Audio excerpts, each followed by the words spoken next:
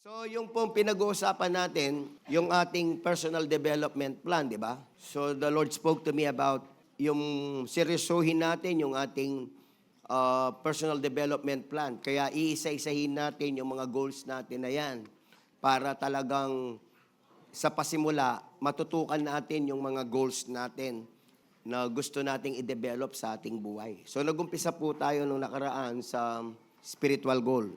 Ngayon naman, pupunta po tayo sa life mission goal. Tatalon po tayo. Spiritual goal siya actually, kaso mas specific po siya. Mas specific lang po siya. So yung title ng message natin ngayon ay My Mission in Life is the Great Commission. This title I already preached last 2024. Pero, siyempre, gusto kong baguhin ng title. Pero sabi ko, hindi na. The content, may get 50% iba. Pero, hindi na kasi. Kung yung iba narinig na yung topic na to, title na to, lalo lang babaon. Lalo lang titindi yung revelation na ang mission natin sa buhay ay ang Great Commission. Kung namang hindi nyo pa alam, ngayon, alam nyo na, di ba? So ano po yung Great Commission? Ang Great Commission ay ang mga huling sinabi na utos ng ating Panginoong Yesus. Commission. Ibig sabihin, hindi po ito yung nakukuha nyo pagka nakabenta. Commission, hindi yun. Ito po, ito yung kinumit na mission sa atin. Kaya, ang mission natin sa buhay, kasi kinukumit ito ng Lord, tong mission na to sa atin. Sinabi niya to sa Matthew chapter 28, verses 19 to 20. Lahat po tayo, basahin natin. 1, 2, 3, go read. Therefore go and make disciples of all nations, baptizing them in the name of the Father and of the Son and of the Holy Spirit, and teaching them to obey everything I have commanded you, and surely I am with you always to the very end of the age. Sino po dito ang memoryado na to magsabing Amen? Nagpapa-Great Commission, pero yung commission wala sa church.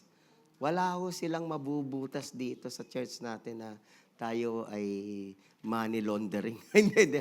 Tayo ay nandidispalko ng pera. Wala. Okay. Pag-usapan po natin ang mission in life. Na ito po ay napaka-importante. No? Lahat po dito ng mga nagtatrabaho, pwedeng magtaas ng kamay. 5 lang nagtatrabaho sa inyo. Okay, sige. Naniniwala ako. Sino po dito ang nagpapatrabaho, may negosyo? Konti lang. So, anong ginagawa ng iba? Hindi nagpapatrabaho, hindi nagkikipagtrabaho. Tambay? Hindi yung iba, estudyante. Yung mga estudyante, taas ng kamay. So, marami pa rin ang hindi nagtataas ng kamay. Pakitanong ka, kapatid, anong ginagawa mo? Sana all, nakakaingit ka, wala kang ginagawa. Ba't ko tinatanong to? Kasi, sa trabaho nyo, sa kumpanya nyo, sigurado, merong mission statement ang company. Kumakain kami sa US ni Pastora Ruth doon sa Panda Express. Sino po dito kumain ng Panda Express? Social kayo, Pastor? Hindi, doon. Ang Panda Express ang pinakamura. Kaya kami doon kumakain, mura. No, $20 lang kami dalawa na ni Tita Ruth. So kumakain kami minsan. Tapos nandun yung isang may posisyon sa company ng Panda Express, dumating siya at tini-interview yung isang empleyado ng Panda Express doon na sa dinig ko, sa usapan nila, ipopromote siyang manager. Balo yun naman din Pilipino. Pakiramdaman din pisabihan da rin aluwang nakain ako, napakinggan ko. Okay. Tapos, sabi nung nag-i-interview sa kanya, what is the company's mission statement? Tapos yung ini-interview parang Vietnamese.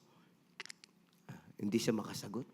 Sabi nung nag-interview sa kanya, okay, you may look into your notes. Tapos sinabi niya. Kalimutan ko na siyempre, di ba? Hindi ko na i-memorize yun. Anyway, ganun kahalaga pagka ikaw ay makikipagtrabaho ang mission statement. I don't know with you, yung mga empleyado dito, kung tinuro sa inyo ang mission statement. What about the company owners here? Do you have mission statement? Yan ang parating tinuturo ng mga nasa mga training sa management, proper management and vision. Kailangan may vision statement, may mission statement ang company. So sa mga school, whether you like it or not, lahat ng mga eskwela na yan, PHS, DABSU, o kung ano man, mataas na paaralan, mababang paaralan, pangalawang mababang paaralan, lahat yan mayroong mission statement, di ba? Yung iba hindi lang kayo aware, pero lahat to ng yan ay mayroong mission statement. Napakalaga ng mission statement. At tayo naman, bilang mga Kristiyano, kailangan meron tayong personal mission statement. Yung pong mga nais mabuhay ng mayroong tinatawag na meaningful life. Ito yung bagay na maliwanag sa kanila, yung mission statement nila sa buhay. Ano po yung mga key values and benefits ng personal mission statement? Mabilisan lang, hindi po itong lecture ko, pero sasabihin ko na ang koneksyon nito sa ating Great Commission. Clarity and purpose. Yan ang isang key value at benefit ng merong personal mission statement. Magiging clear sa iyo kung ano ang buhay, bakit ka nabubuhay, anong purpose ng iyong buhay. Ang personal statement mo magsasabi clearly why you live and how you will live. Siyempre, maraming decision making. You will be guided by your mission in life, by your personal mission statement. Your focus and motivation in life. Saan mo ipo-focus ang buhay mo? Saan mo gugulin ang oras mo? Saan mo gugulin ang iyong kaisipan, ang iyong pera? Doon sa iyong personal mission statement. At ikaw ay highly motivated doon sa iyong personal mission statement. What about personal branding? O, diyan ka makikilala. Yan. Diyan ka makikilala sa personal mission statement mo. Accountability. Diyan ka mananagot. Even yung accountability natin sa judgment seat of Christ, diyan tayo ma-judge. How we live according to our mission statement. Kaya nga, ang labo naman ng buhay natin. Ang labo ng judgment natin. Pagka hindi natin alam ang ating personal mission statement. And ang pinakamalaga din sa buhay, fulfillment. Everybody say fulfillment. Fulfillment. So yung sense of fulfillment, this is not just about feeling happy. Fulfillment, the sense of fulfillment is more than the feeling of happiness. Yung satisfaction. So, you will have a deep sense of fulfillment kapag ka nabubuhay ka sa yung personal mission statement. Pero kung wala kang personal mission statement, malabo yung fulfillment mo sa buhay. Sobrang labo. Ang nabubuhay ka lang, hindi doon sa fulfillment, doon lang sa temporary feeling of happiness.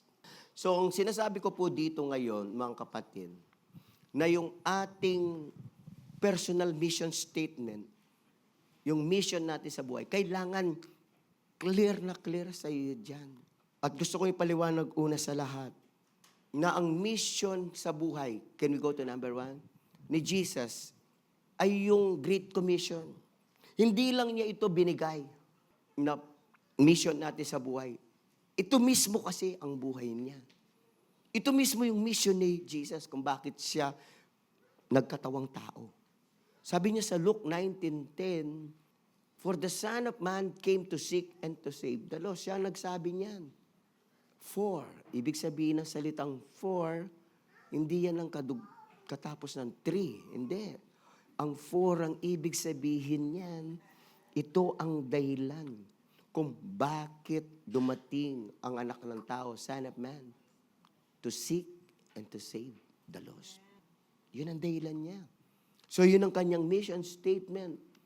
Seek and save the lost. At hindi lang seek and save the lost.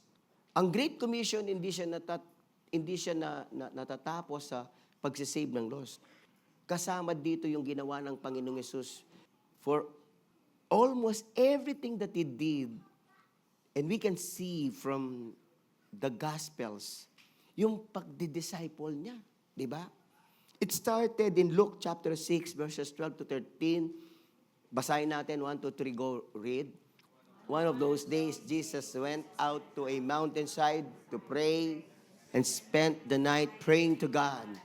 When morning came, He called His disciples to Him and chose 12 of them, whom He also designated apostles. So He called these disciples.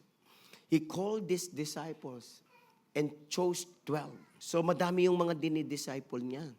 Pagkatapos, sabi na salita ng Panginoon, pumili lang siya ng 12 para i-designate na apostles at sila yung tututukan niya. Ang sabi na salita ng Panginoon, sila yung parati niyang kasama. Kasama na niya natutulog. Di ba? Paggising, kasama niya natutulog, kumakain, at saan man pumunta ang Panginoong Yesus, kasama niya. Yung mga 12 na to, so siya'y nagdi-disciple. Nag-disciple siya ng 12. Sabi ng Acts chapter 4, verse 13. Acts 4, when they saw the courage of Peter and John and realized that they were unschooled, ordinary men, they were astonished and they took note that these men had been with Jesus. These men had been with Jesus. Si Peter, si John. So si Jesus, parati niyang kasama sina John, sina Peter, at saka yung kanyang mga disciples. Anong ginagawa niya? Dinidisciple niya.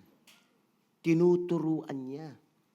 Pinapaliwanag niya ang teaching sa Old Testament. Binibigyan niya ng tunay na paliwanag sa kanyang pagdating. So lahat to nang naintindihan yun, magsabing amen. So this is the life of Jesus Christ. Ito lang yung parating makikita ninyo sa gospel. Hindi ko alam, hindi kaya mas maganda kung nakita natin yung kwento ni Jesus from pinanganak siya tapos naging toddler siya. No? Sana pinaliwanag kung paano siya gumagapang, ganun, paano siya nagsalita. No? Pero hindi. Ang mga pinili lang na isulat, yung pinakamahalaga sa buhay ni Jesus. Hindi man sinabi kung si Jesus, kanino siya nag-aral, paano siya nag-grade 1, nag-high school, wala di ba? Si Jesus ba, nagka-crush? Sana yung teenage life niya, pinaliwanag, no? Para yung mga teenager dito, alam kung paano maging teenager. At minsan, tatanungin din natin, bakit hindi nag-asawa si Jesus? Bakit di siya nagkaanak? Sana si Jesus nagkaanak. Sana si Jesus naging lolo. Sabi ng Bible kasi, ang isinulat lang ay yung pinili ng Holy Spirit na gagamitin sa buhay ni Jesus. Kaya ang pinakamalaga lang ang nasulat sa Kanya. At isa sa mga pinakamahalagang nasulat sa Kanya, yung parati niyang kasama yung Kanyang dinidisciple. Kaya yun ay mahalaga sa buhay. Kailangan kasama mo yung mga dinidisciple mo. Kailangan nagdi-disciple ka. Lahat to ng gusto ng Christ-likeness, magsabing amen. Christ-likeness really is not only about attitude, patience, humility. Hindi. Ang Christ-likeness kasama kung ano yung ginawa ni Jesus. Nag-preach ng gospel, nagturo, nag-disciple. Kasi ang feeling ng iba, Christ-like na sila. Kung sila ay nagsosorry, humingi ng tawad, nagpapakumbaba. Hindi Ang Christ-likeness, hindi lang ugali ang kanyang sinasakop, kinocomprise. Ang Christ-likeness, lahat ng ginawa ni Jesus. Lahat ng sinapamuhay ng Panginoong Jesus. Yun ang Christ-likeness. So, saving the lost is Christ-likeness. Making disciple is Christ-likeness. Kaya, mga kapatid, ang ating Panginoong Jesus, sobrang focused lang, actually. Sobrang focused lang sa kwento ng kanyang buhay sa Matthew, Mark, Luke, and John. So, talagang focus na focus doon sa kanyang pagdidisciple. Kasi yun ang mahalaga. Sabihin niyo po sa katabi niyo, yun ang mahalaga. Kasi hindi naman ipapasulat kung hindi mahalaga. Kaya mas mahalaga pa ito sa pagkakaroon ng crush. Amen? Mahalaga pa ito sa pagkakaroon ng asawa. Mas mahalaga pa ang pagdidisciple kesa sa pagkakaroon ng apo. Yung iba kasi pagka nagkaapo na, hindi mo na makikita sa gawain, nag-aalaga na lang ng apo. Ba't ka di ka dumating, Brad? Pastor, nag-alaga ng apo. Pinagmamalaki pa. Ministry ko na ngayon, pastor. Alam nyo, apostle. Yung apo ko na yung tinututukan ko, apostle na ako ngayon. Grabe, Kaya ang tawag doon, apostolic ministry. Nasa apostolic ministry na ako, pastor. Grabe. Proud na proud. Pero yung pagkaunawa, mali. Ang apostolic ministry, ang ibig sabihin, nagpa-plant ng church. Okay? Kaya kapag ikaw, matanda ka na, kailangan nagpa-plant ka na ng church. Amen? Sabihin mo sa kata mo, amen ba kapatid? Kaya nga parati kong tinuturo, hindi masamang tulungan ng inyong mga anak na mag-alaga kayo ng apo sa kanila. Pero huwag kayong gawing ang opisyal na tagapangalaga. Paminsan-minsan lang, pwede na. Pero, mahay kang balakin ha. Lunes, Martes, Miyerkules, ala na yung giway mamo, malapit na yung mati, maging tagaingat niya kay anak mo, miglingkod ka, Lord. Nya, kayo nga, ating anak Kenny, gagawan, yaya, gagawang yaya rin kaya kayong, kasi kayong Filipino culture, gagawan dong yaya ding pengari. Aking Amerika, pwede. Bahala ka rin anak mo. Pedagol na kang ima mo. Pedagol na ako. Pambahala ka rin anak mo. Diba? Kaya rugo, deng ingkong ampong lola, alana, ingending na ning biyeda, pamanese nga po. Dapat ingending makanita. Ingending maglingkod ka, Lord. Ingending na ning biyeda mo. Amen? Nyangeni pa sasabihanan na kayo. Dengan ikayong anak-anak. Minsan sabihanan kay siya, popay car, bisana kung may kayanak kanyan. Opo. Nagpe-pray na po kami. Paalala ko huwag niyong gagawing yaya si Yaya Dab. Hindi, ano pangalan nung nanay ni siya? Huwag niyong gagawing si Pam, si Ate Pam. Kasi kaya rin po tang kasal lo. Ingkarelang asahan. Yung seseneng mako, yun yung po itatang ko. Ha? Maling mentality ito. Amen? Amen? Nagdagang ko rin anak ko. Bangkaniti mako. Rugoy ka malulos kang ima mo. Puhan tatang mo. Kaya paragul na kami. Kasakit siya kaya kaya ba't malapit na yung mate, senior citizen, papanesen mo na niya naman. Kabang ikay, enjoy ka niya. Ting makabuisit, kareng anak na tinganak. Ila mo, pasyal lo. Masisen mini, munta kami sa Gulesem, pasyal lang, itatang do. Napoy mara, sese. Nako. Ito ang po gagawan takin church tamo, amen?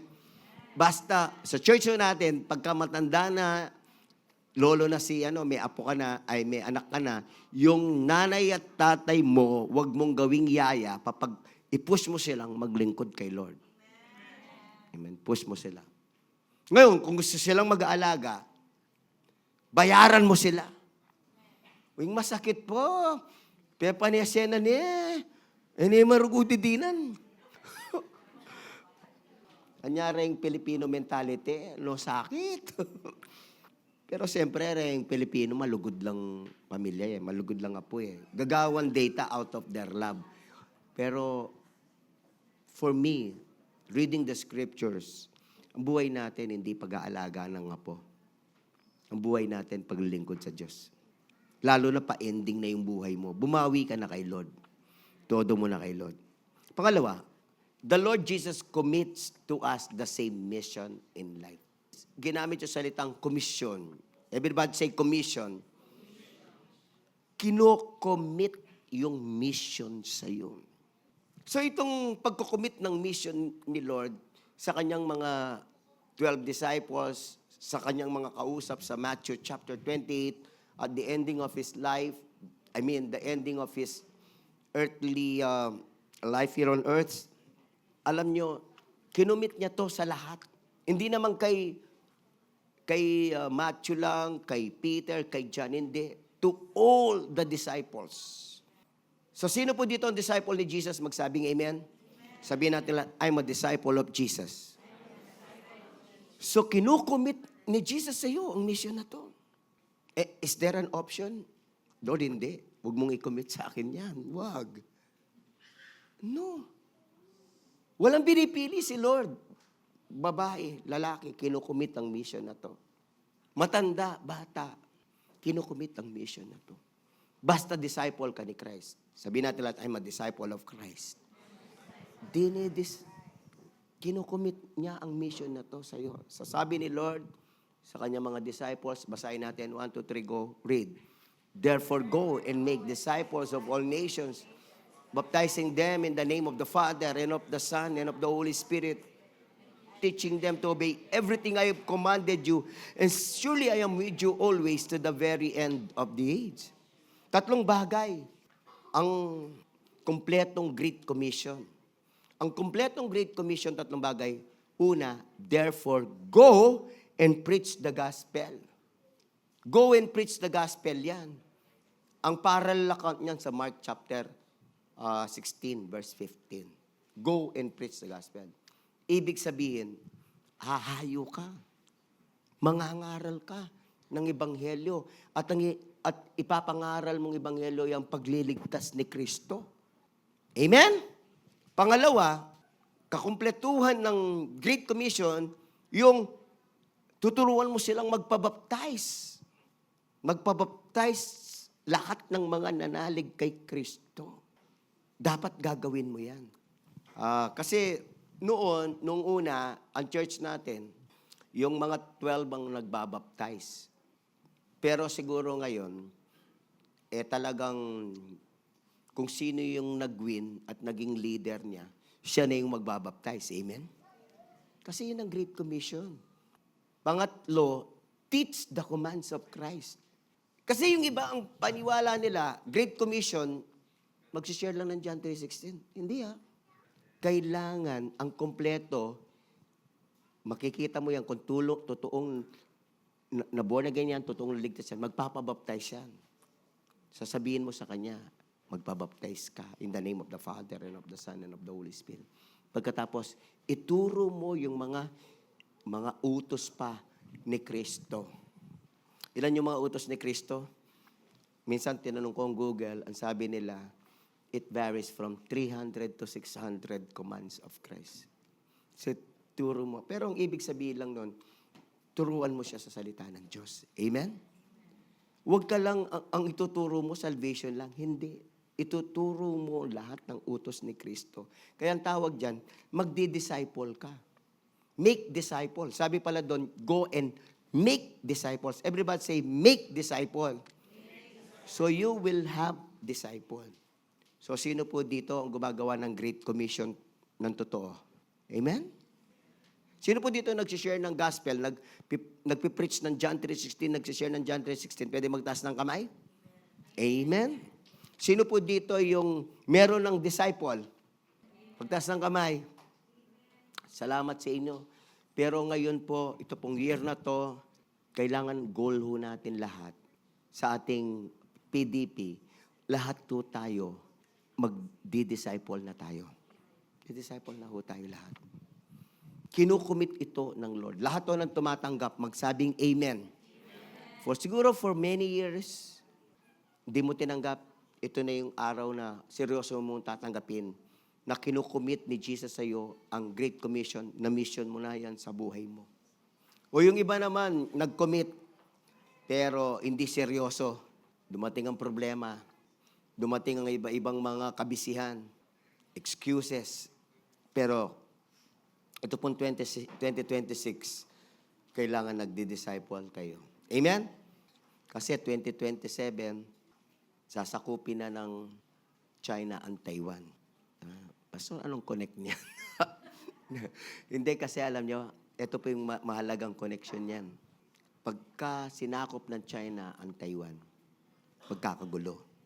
Hindi papayag si Trump. E di, pagka lumaban si Trump, maglalaban na ng China at ang Amerika.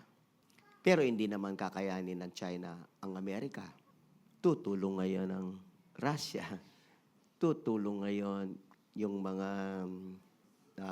North Korea. Di ba? Alam niyo naman, sabi nga sa news, yung mga bad guys, magtutulungan. The bad guys, the communist. So, sabihin mo sa katemo mo, mag-disciple ka na 2026. Para bago magkaroon ng gulo-gyera sa 2027, may disciple ka na. Amen? Baka kasi mahirap lang mag-disciple next year. Pangatlo. Sabihin nating lahat, my mission in life is the Great Commission. Kung yan ay tinatanggap mo, yung mission in life, we need to learn how to do the mission effectively and successfully. Amen? Kadalasan po kasi, ganito po yan. Pagka ginawa po niya yan, hindi ka pa masyadong effective. Bihira lang yung mga bagong Kristiyano na bago nilang gawin, effective na sila kagad. Magaling na kagad ng mag-John 3:16. For God so loved the world. Tinatanggap mo si Jesus. Opo, tatanggapin ko na po si Jesus. Ay nako, konti lang yung ganun. Kailangan aralin mo paano ka maging effective. At paano ka maging successful na nagsishare ng gospel. Lahat na nakaintindi, magsabing amen. Sabi na 2 Timothy 2:15, basahin natin, 1, 2, 3, go read. Do your best to present yourself to God as one approved, a worker who does not need to be ashamed, and who correctly handles the word of truth. So, do your best. So, mga kapatid, pagka sinabing do your best to present yourself to God as one approved, approved worker, ibig sabihin, mag-aaral ka, mag-i-equipping ka, magpa-practice ka. Amen? Para pagka nag-share ka ng gospel, wow, sasabihin nung sinesharean mo, magaling to ah. Amen? Puputaga lang, yung pag-share na nini, John 3:16, kailangan malino yung mag-share mo. Anointed ka, mag-pray ka. Amen? Naalala ko kasi yung, di ba yung Delta Force? Kasi parati ako nanonood ng Delta Force ngayon eh. Parang gusto ko kasi mag-apply dun eh. But anyway, Delta Force sa spiritual na lang. Yung kwento, yung 20 na Delta Force na kumuha kay President Maduro tsaka sa kanyang asawang si Cecilia. Bago pala yun. Grabe, gumawa pala sila ng replica ng building. Pumunta sila sa isang replica ng building. At saka yung mga Delta Force nila, ang ginawa nila doon, nag-practice sila kung paano nila kukunin. Tanong nyo sa akin, ilang beses sila nag-practice? 157 times. Hanggang maging muscle memory na nila yung pagpunta. Kasi there is no room for mistake, ang sabi nila. Kaya successful. Nakuha nila, walang namatay kahit isa sa kanila. Amen? We can learn a lot. Importante yung nagpa-practice. Kasi yung iba, feeling nila, magaling na ako, pastor. Ilan na yung na-sharean mo? Wala pa eh. Sabihin mo sa kata mo, practice ka, kapatid. At alam nyo, ito yung maganda doon. Habang nagsishare ka na nagsishare, gumagaling ka. Share ka ng isa, pangalawa, mas magaling ka na kaysa nung pangalawa. Pag nag-share ka, mas magaling ka na kaysa nung pangalawa, pangatlo, pangapat, panglima. Ako po, nung una, Di rin po ako magaling. I started sharing the gospel when I came to know the Lord, no, nung age 17 ako. Pero kami noon, wala man training, walang equipping sa church. Basta kung gusto mo mag-serve, bahala ka sa buhay mo. Maghanap ka na sarili mong training. Trainingan mo sarili mo. Ganon kami noon. Tinrainingan ko lang ang sarili ko. Pero kasi na-realize ko, kailangan kong gawin ito. Sino po dito ang mission niya sa buhay, ang Great Commission? Say amen. So kailangan pag-aralan mong mabuti. How you will handle correctly the word of truth. Huwag kang matatakot sa mga tanong. So, gusto kong bigyan ng pasin yung ashamed. Everybody say ashamed. Hindi ka kailangan mahiya. Hindi nakakahiya ang nagsishare ng gospel. Tanong niyo sa akin, ano yung nakakahiya? Ano yung sa akin, ano yung nakakahiya? Ang nakakahiya, yung hindi nagsishare ng gospel na Kristiyano. Pero yung Kristiyano nagsishare ng gospel, nakaka-proud. Ako pagka nakita ko, minsan nakikita ko yung mga youth, mga kapatiran, nagsishare sa McDo, kung saan-saan ko nakikita. Napaproud ako. Christ the living hope yan. Christ the living hope yan. Amen?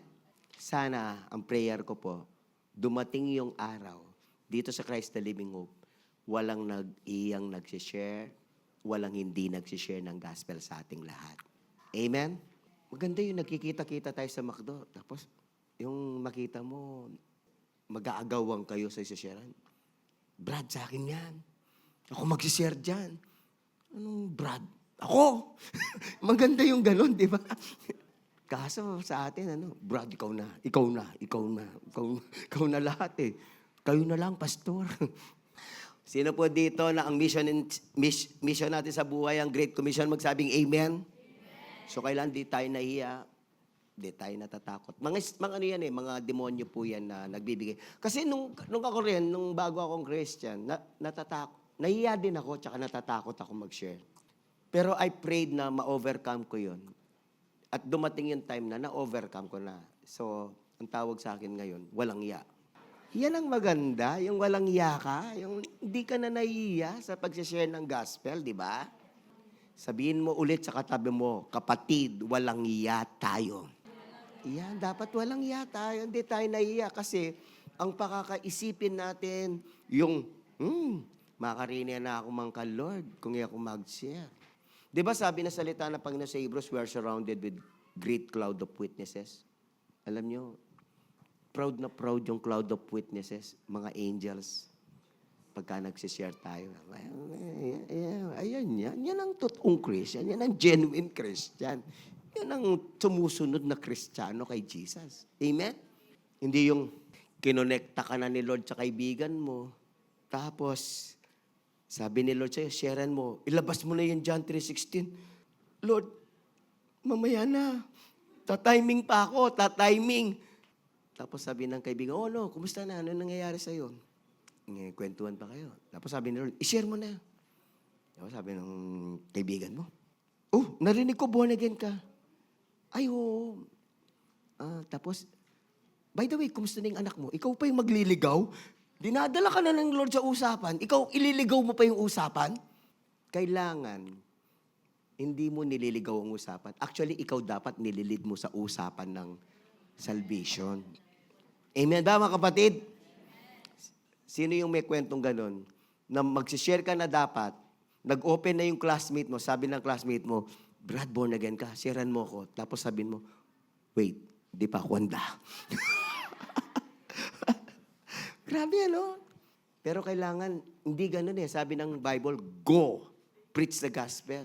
Hindi mo siya ipipreach sa mga gustong makinig. You preach to all the nations, to all creatures, sabi ng Mark 16:15. Whether gusto nila o hindi. Yung iba kasi, na-trauma. Nagsishare ka ng gospel, tapos sabi ng gospel, anong born again kayo, born kayo? Naka mo mag-share. Di sa ka mong mag-share, may pakarine ka. Ay, kapatad, aranasan ng handeng mag-share yan. Pati ako. Biro yung kahit pastor ako, binabara pa rin ako. Ganon talaga yung mga tao. Nagsishare nga ako ng gospel dyan sa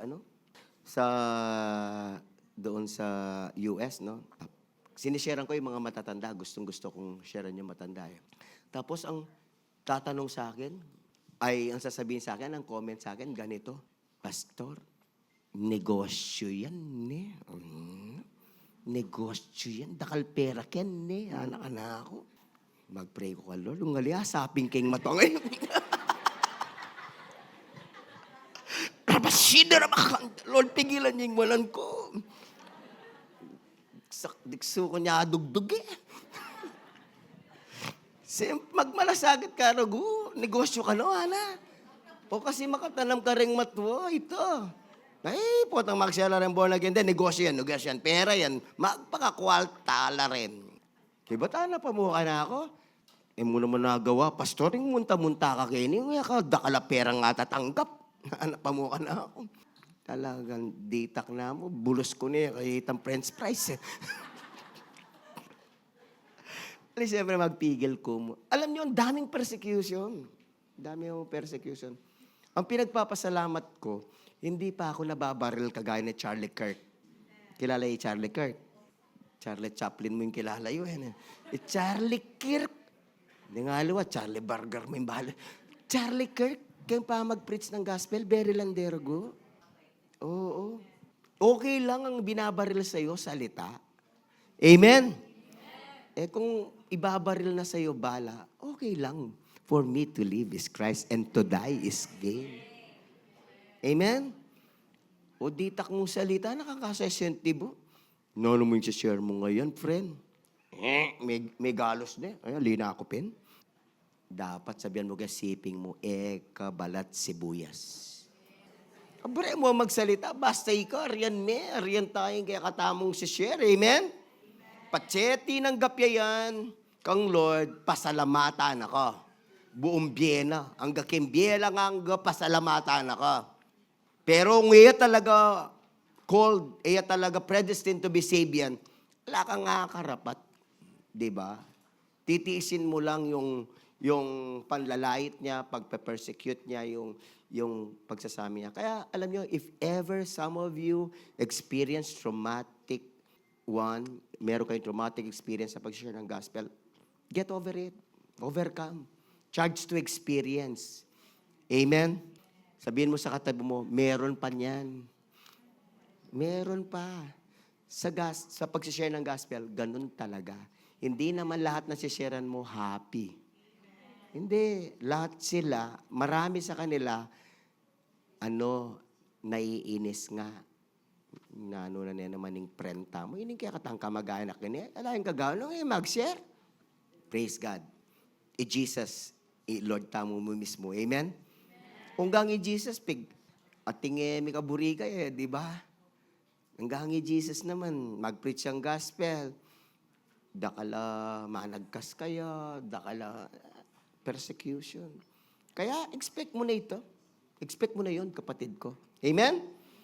Magpakagaling ka na lang kung paano mo lusutan lahat ng mga ginagawa nila, kung anong taktika nila. No, meron ako ng mga napapanood, nakalimutan ko yung pangalan nung meron ako napapanood sa mga TV, ang galing lumusot sa lahat. So, yun yung mga panoorin ninyo. Kesa sa mga tiktokan dyan. Yung panoorin nyo, paano kayo gumaling sa pag-share ng gospel. Sabi ko nga, be a soteriologist. Sabihin natin lahat, soteriologist. Soteriologist is one who is an expert in soteriology, study of salvation. So, kailangan dito po sa church natin dito, soteriologist tayo. Tayo ng aral kung paano, kung ano ang kaligtasan. Kaya alam niyo po, glory to God lang. Alam na natin ang isang tao kung tama ang kanyang pananaw, pangunawa sa kaligtasan, kung mali o tama. Dapat alam mo, yung hindi ka lang nakikiayon. Oo. Hindi, kailangan ikaw alam mo kung mali yun o kung tama yun. Pangapat, may I go to number 4? Number 4 is this, every soul won has earthly and eternal value.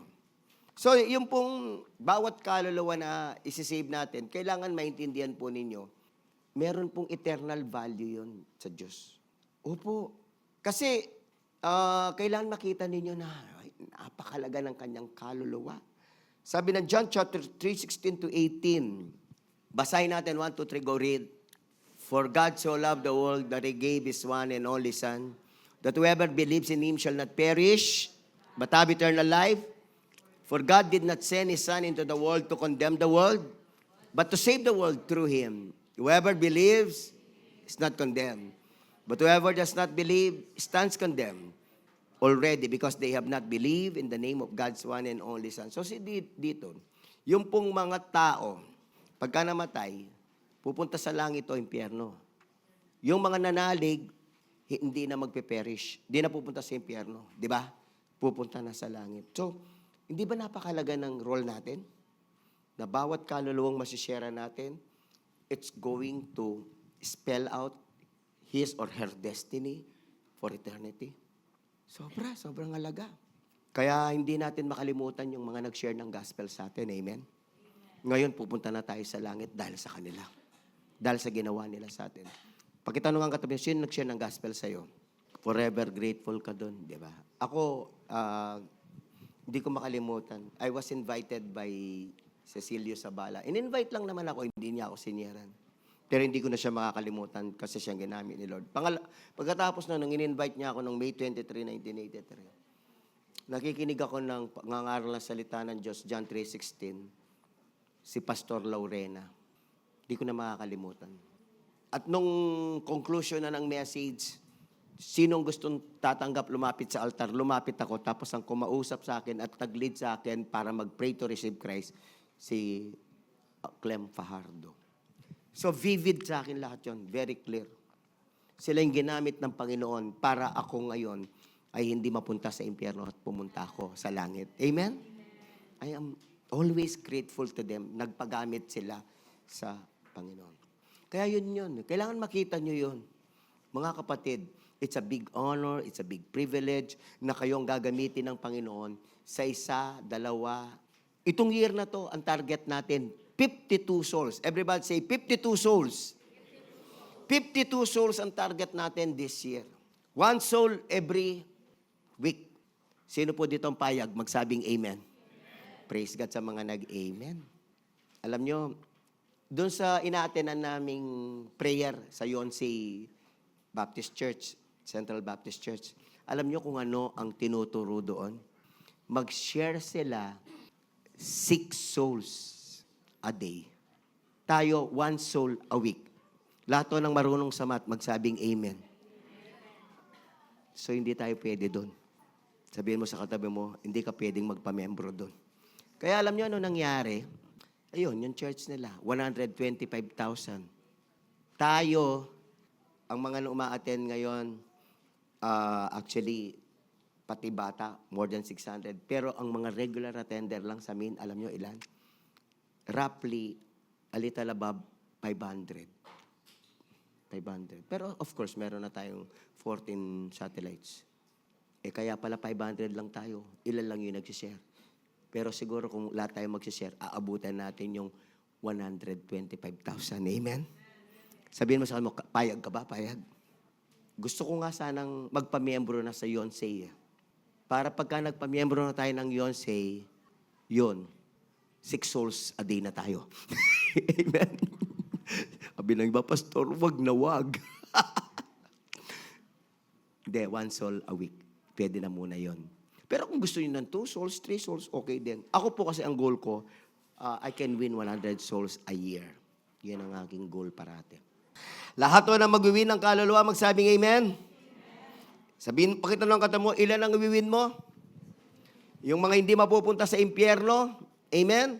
Alam niyo po kung ano ang lugar ng impyerno?